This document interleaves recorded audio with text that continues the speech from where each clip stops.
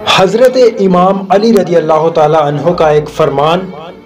جو کہ انسان کو دنیا کی فکروں سے آزاد کر دے گا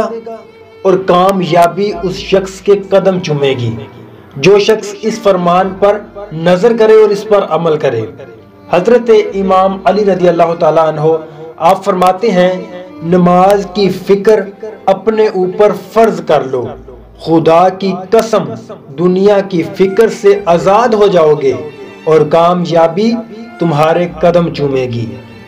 دنیا کی فکروں سے آزاد ہونا ہے تو نماز کی فکر اپنے اوپر فرض کر لو،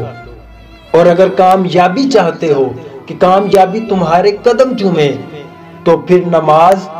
کی فکر اپنے اوپر فرض کر لو، کامیابی تمہارے قدم چومے گی، دنیا کی فکروں سے تم آزاد ہو جاؤ گے۔ ہم بے حیائی کے بڑے پوسٹر اور بے حیائی والی فلمیں، ڈرامے تو شیئر کر سکتے ہیں، پرموٹ کر سکتے ہیں، لیکن دین کی بات کون کون شیئر کرتا ہے یہ آج پتہ چلے گا۔